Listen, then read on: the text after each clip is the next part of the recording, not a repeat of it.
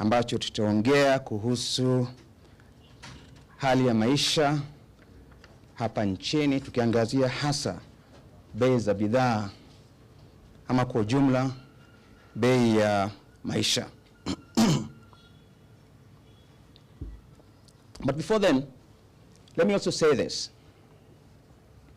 that whenever we meet here, we're always excited to have you, and especially when you respond in such large numbers to our invitation. It indicates the kind of relationship that we've had over time, and all we can do is to deepen it and even expand it so that we can be able to work as a team, because we are serving the same market. Our market is the Kenyan people.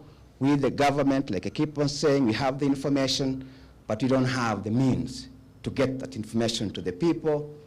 You have the means, but you don't have the information. And therefore, our collaboration ensures that our market, the target audience that we all serve, is able to get the product that they need from us, which is basically information. And therefore, today, we're looking at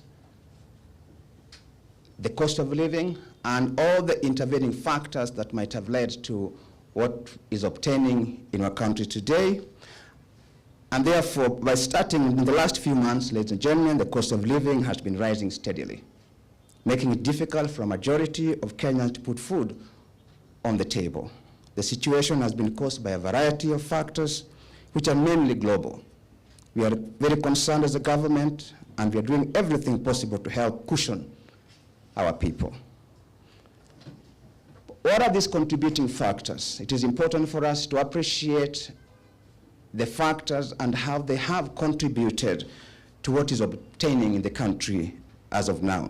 The first one, ladies and gentlemen, which are all familiar with, the COVID-19 pandemic. The pandemic affected every sector of our economy, leading to a slump in the projected growth of the economy. Agricultural activities were impacted, making it difficult for farmers to access both raw materials and markets due to the disruption in global supply chain, thereby making movement of goods and services more expensive. The other one, which again we are more familiar with, is the prolonged drought, of course coupled with the invasion of locusts. We as a country have been able to experience prolonged drought in the last 2 years or 2 seasons, impacting on crop yields. This has contributed to poor harvest.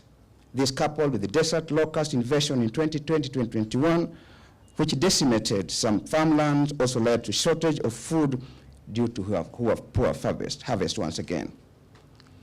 The third one, again, which we are all familiar with, is the Ukraine-Russia conflict. And I'll spend a little bit more time on this to just bring out how this has impacted on our economy. This conflict has been going on since February this year. The two countries have been the source of raw materials as well as market for some of our products. The conflict itself, together with sanctions that have been imposed, particularly on Russia, have undermined the market as well as the source of raw materials such as fertilizer and wheat products. The conflict has equally affected agricultural production in other countries such as Indonesia and Malaysia, which traditionally have been our source of raw materials for edible oil. As a country, we produce about 3,400 metric tons of edible oil against a domestic demand of 800,100, leading to a shortfall of about 804,700 metric tons.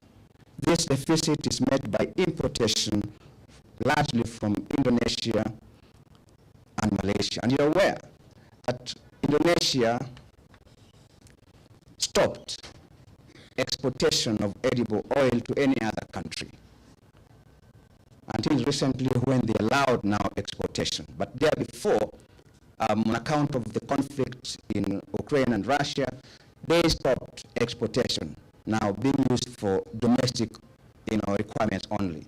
Of course, that affected the global supply market of edible oil and also the prices of edible oil. They can therefore imagine, since you are largely an import nation, that most of our consumer products come from outside, including materials.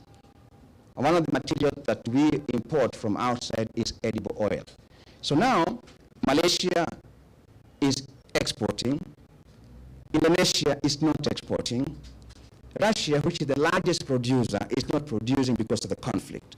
And therefore, the principle supply and demand comes in automatically.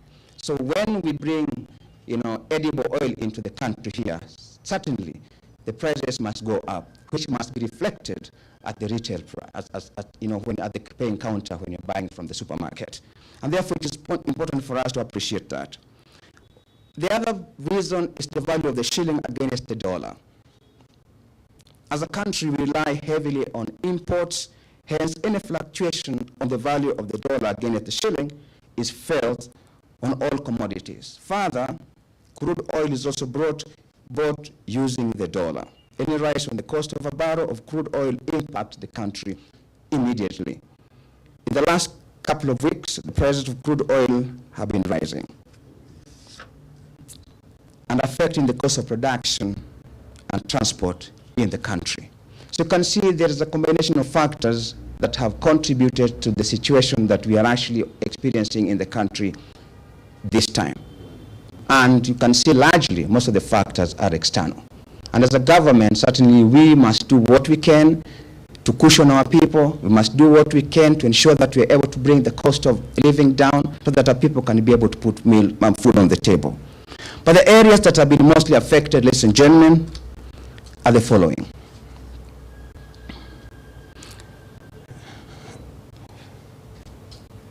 Retail prices of 2 kilograms of unga has gone up. Ngano, which is basically chapati, has equally gone up. Bread, cooking oils, potatoes, palm prices for, of course, petrol, diesel, kerosene, and obviously fares have gone up. Cooking gas has gone up, making it a challenge for many of our people to, like I said, to put food on the table and even to move around. On the whole, the cost of living has been impacted largely by some of these factors. As a government, we are seriously concerned about this. Any government that is worth its salt must be able to cushion its people from such effects of global dynamics, in as much as it can be able to do that. Some things are obviously beyond the control of any government, but it must do something to be able to cushion its people. And like I said, we're concerned about, the cost of these basic commodities such as unga, ugali, cooking oil, bread, etc., etc. So subsequently, as a government, we are deploying a raft of measures to be able to ensure that we are able to cushion our people. The first measure or intervention is removal of import duty and levies on maize. The government has suspended all import duty and levies on imported maize and animal feeds. Individual businessmen are therefore free to bring into the country maize to bridge the anticipated deficit of 2.2 million bags. The waiver is only for 540,000 metric tons, which is equivalent to 6 million bags of white maize for 2 months, the month of July and August, before the next harvest. It is important for us to appreciate and even understand why you're talking about the next harvest, because you're expecting the next harvest to be there at the end of August, and therefore we cannot flood in the market, yet we're just about to harvest. And therefore, the 2-month window is to allow for harvesting to take place. So once maize has come back into the market, then there will be no more importation.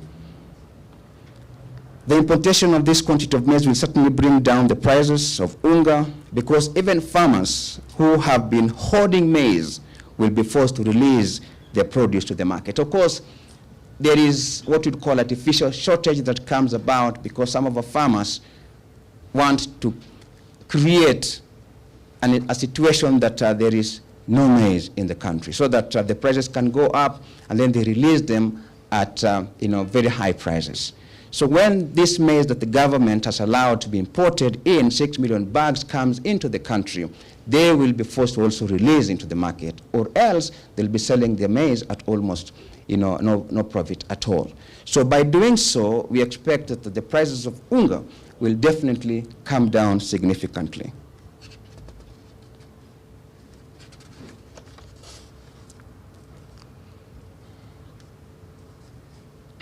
The other intervention is fertilizer and input subsidy. Now, recognizing the challenge of escalating input prices, the government has released 5.8 billion shillings to subsidize farmers and for subsidize fertilizer and other input costs to increase access by farmers so as to encourage higher yields and to stabilize farm produce prices.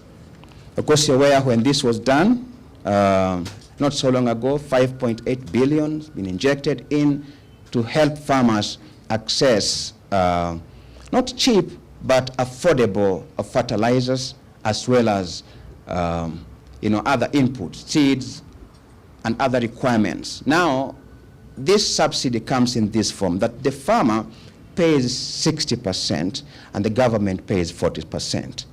Meaning that there's a cushioning of about 40% that the government now takes care of, that otherwise would have been taken care of by the general public.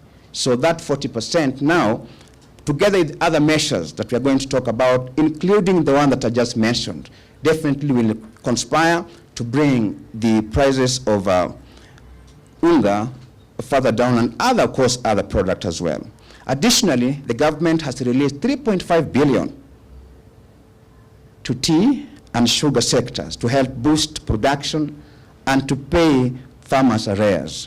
Out of this 3.5 billion, 1 billion will be directed to fertilizer subsidy in the tea sector. Another 1.5 billion will be to pay arrears of the farmers, including factory maintenance, and another 1 billion will be directed at ensuring that these interventions are implemented, because implementation has got a cost element to it as well. And therefore, this 1 billion is to ensure that all these interventions that have been rolled out by the government to cushion our people are implemented when they should.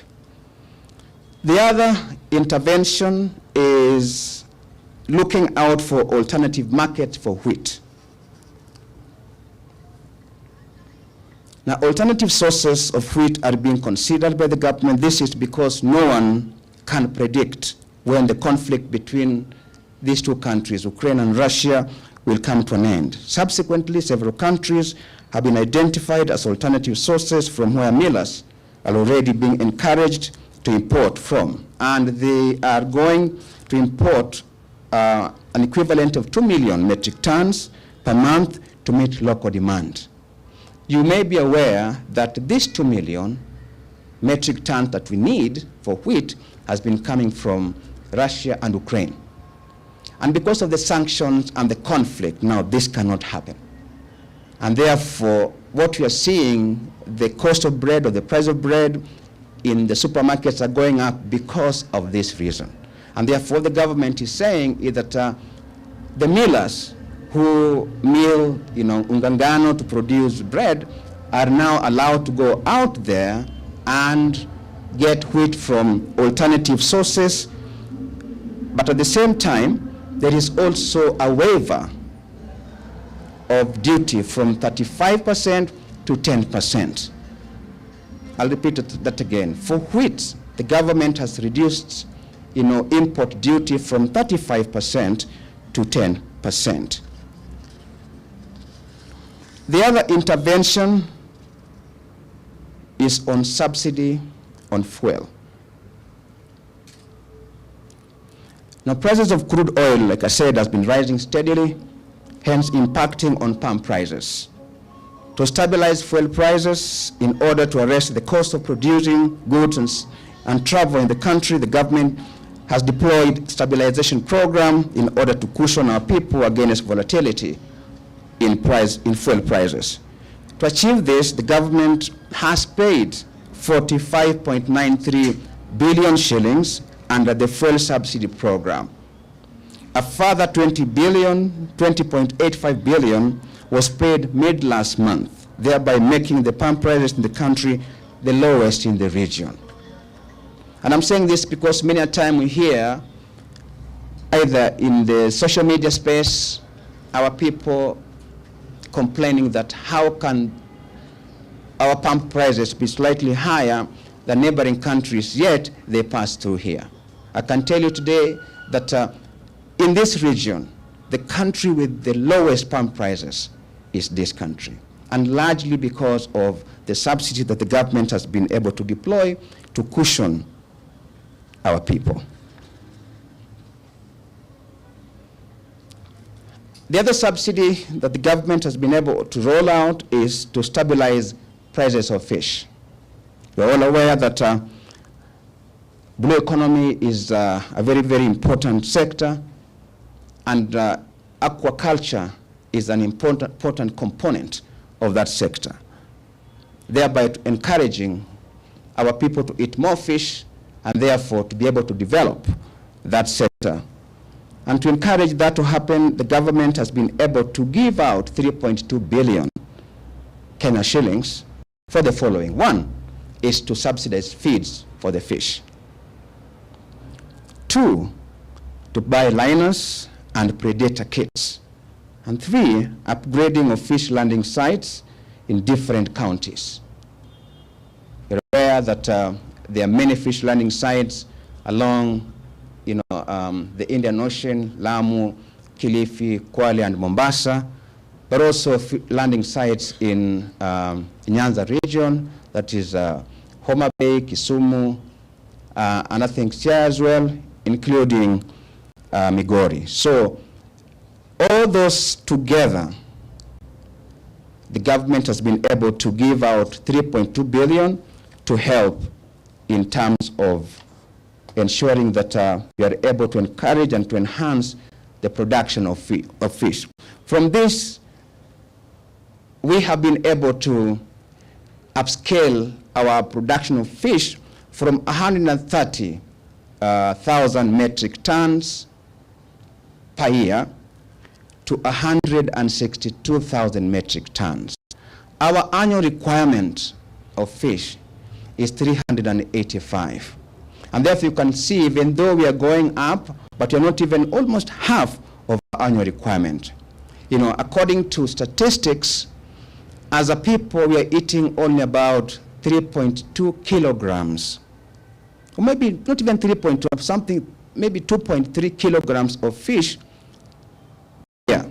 per person. Now, global requirement is that we should be eating 9 kilograms of fish per person per year. So you can see that there is an opportunity there. Price. So we are also encouraging our people that even as we look at how to stabilize prices of many commodities, let's also engage in aquaculture business because it is very profitable and the market is already existing. Now, I also want to talk briefly about edible oils. I mentioned what has happened between, of course, Russia, Asia, and Malaysia. But we can still, come up with other interventions that would make it easy for us, even when there are disruptions out there, we can continue to be able, to produce our own. One of the interventions that is being considered is to self-sufficient in palm oil production by increasing palm trees production in western and coastal region. In the country, we are only producing about 38,000 or thereabout, with a deficit of about 804,000. So large areas that can be able to, so that we can have sufficient local materials to be able to produce edible oils. The government is also promoting establishment of local oil processing plants.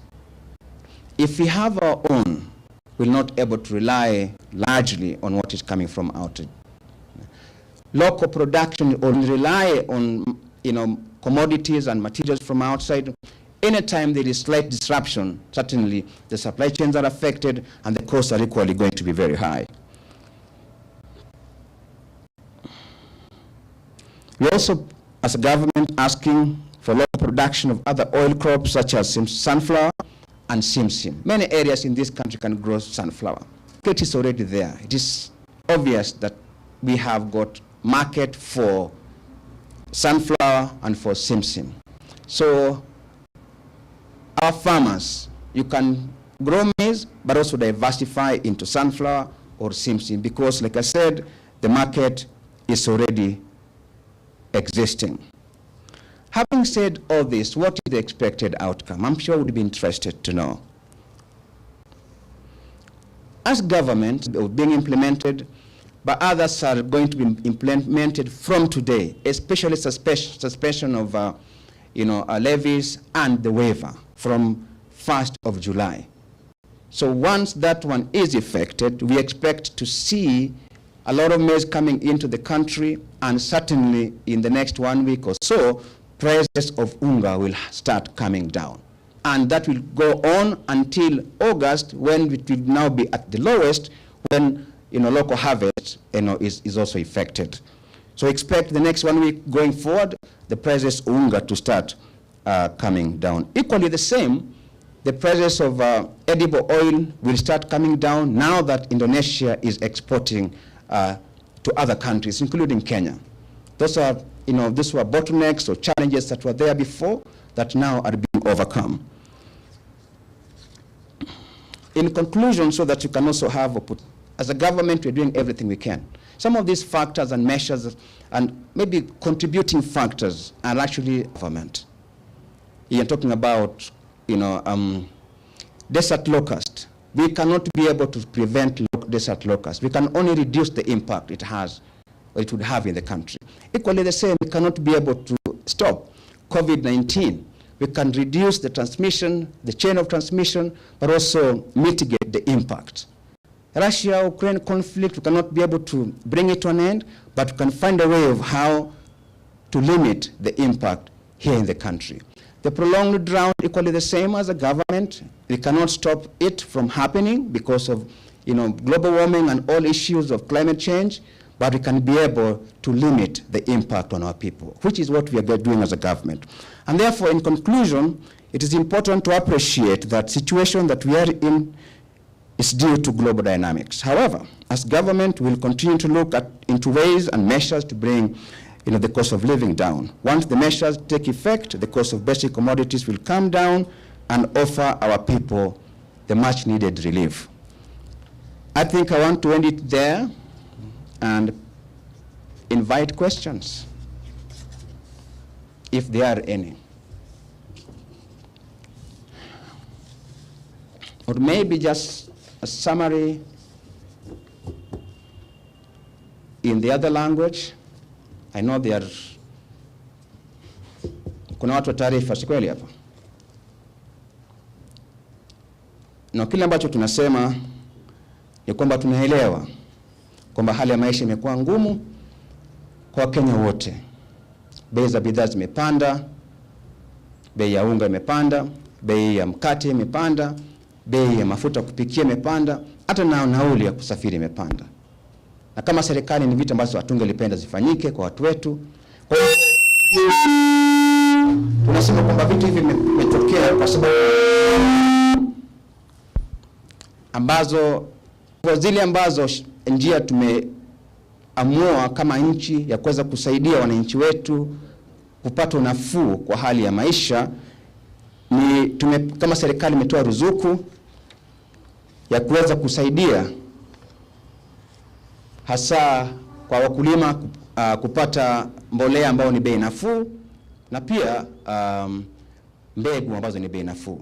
Vile vile serikali imetoa ushuru hasa kwa wale ambao wameruhusiwa kuleta mahindi hapa nchini, na kulingana na serikali ni kwamba tuko na upungufu ya mahindi. Kwa hivyo ile sheria imetoka ni kwamba wale ambao wanafanya biashara ya kuleta mahindi hapa wanaruhusiwa kuleta milioni 6 gunia milioni 6 kwa muda ya miezi miwili, kuanzia mwezi wa 7 hadi mwezi wa 8, ambapo kipindi hicho tunahakisia kwamba tutakuwa tumepata mavuno na tutakuwa na mahindi ya kutosha hapa nchini.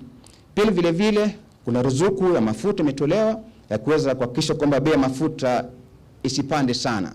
Kwa hivyo ukiangazia kwamba ruzuku hiyo imetolewa kwa mara mbili. Ya kwanza ilitolewa nadhani mwezi wa 4, mwezi wa 5 hapo. Ya pili ikatolewa mwezi jana ikiwa ni tarehe 14 mwezi wa 6, na kwa jumla tunasema ni kwamba bei za mafuta ya magari pamoja na mafuta ya kupikia, hii tunaongea kuhusu mafuta ya taa, kwa nchi za kanda hii, nchi hii yetu ndio bei ni nafuu zaidi ya nchi zingine zote. Hatusemi kwamba ni nafuu kiasi kwamba ni rahisi, lakini tunasema kwamba tutazidi kufanya kazi kama serikali ili kwamba hali ya maisha izidi kurudi chini, mahali ambapo kila Mkenya aweze kuleta chakula juu ya meza. Kwa mbinu hizi ambazo tumeleta kama serikali ni kwamba kufikia wiki moja kutoka sasa kuendelea mbele hadi mwezi wa 8, bei ya unga itazidi kushuka kila siku, ambapo kila Mkenya aweze kupata ugali kwa meza yake, aweze kupata mkate kwa meza yake, aweze kupata chapati kwa meza yake, na pia aweze kusafiri anapoenda kushughulika mambo yake ya ujenzi wa taifa. Asanteni sana. Any questions?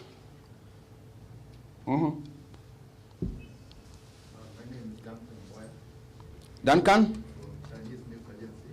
Duncan? Okay, Mboya.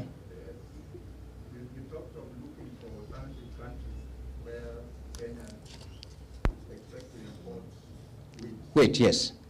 Which countries are these? US, Argentina, Brazil. US, Argentina, Brazil, I think even Spain. Okay. So there are about 5 countries. I can only remember 3. I give the others to this. Yeah. Any other? Yes, ndugu.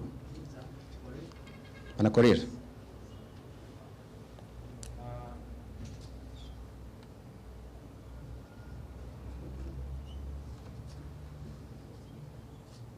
My question is related to this question, Moya's question about alternative markets.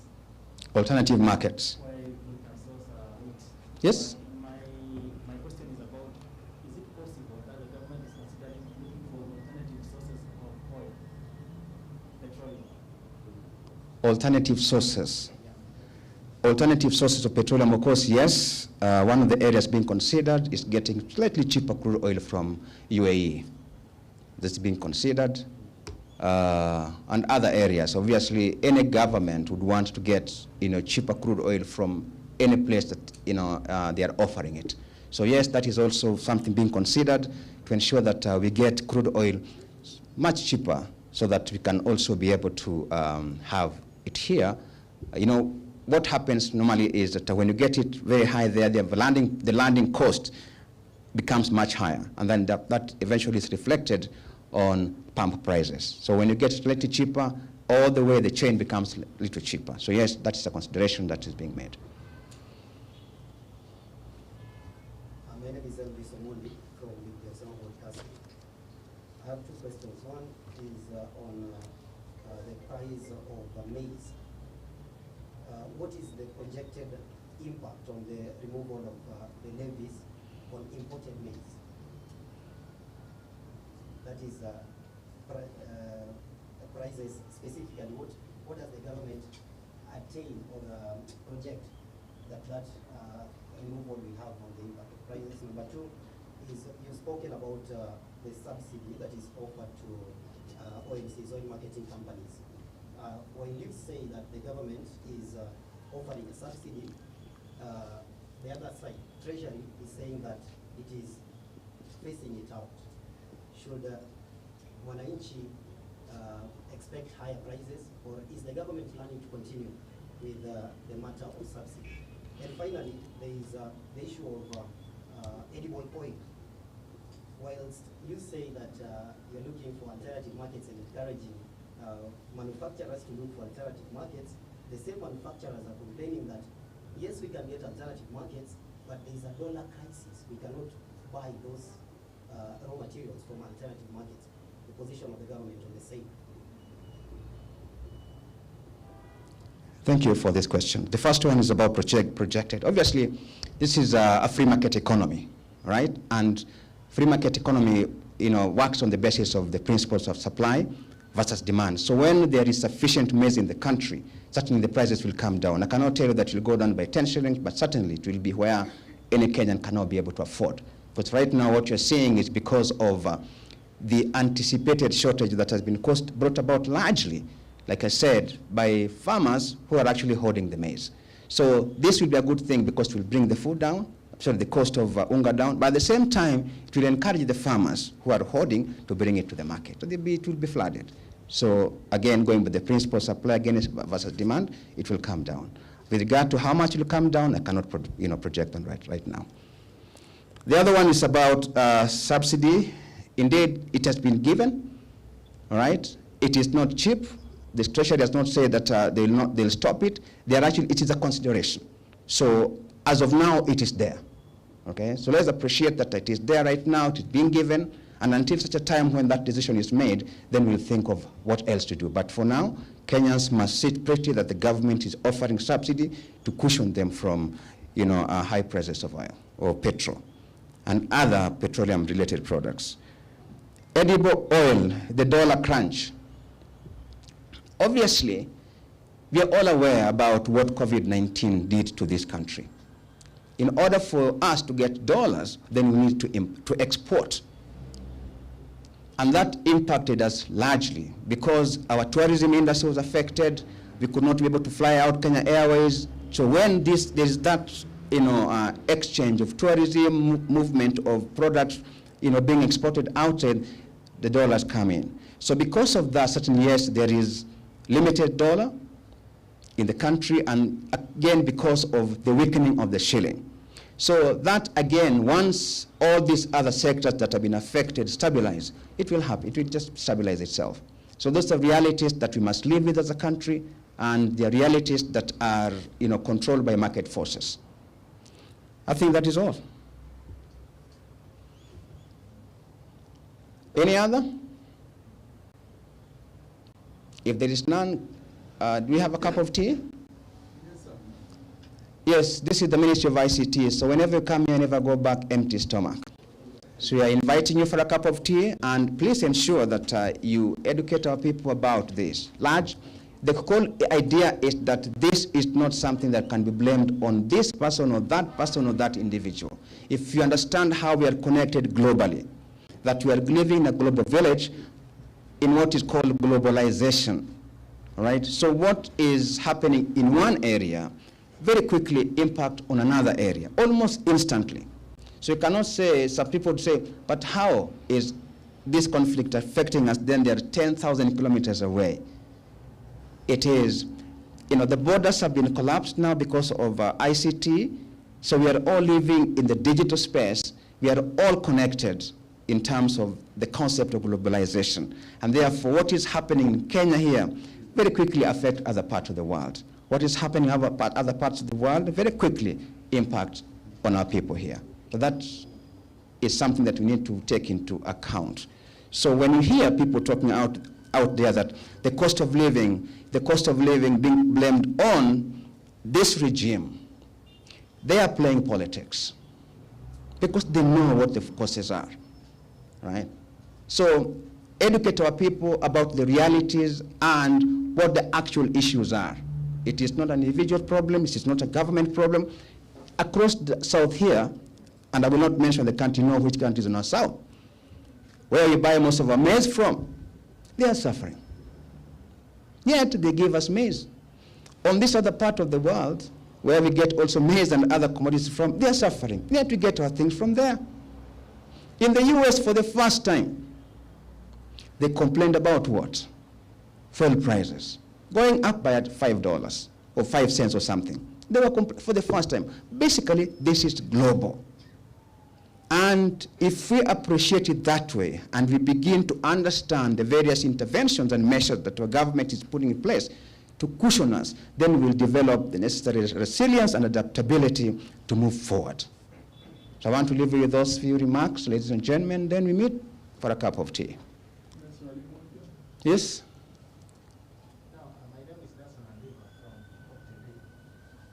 Just wanted you to please clarify this issue that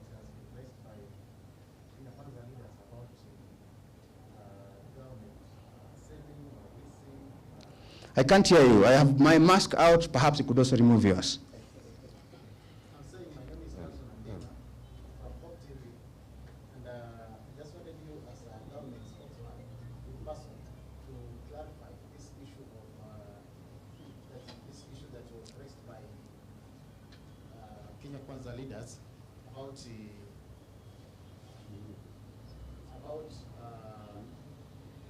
the government of Kenya leasing or selling some ports to buy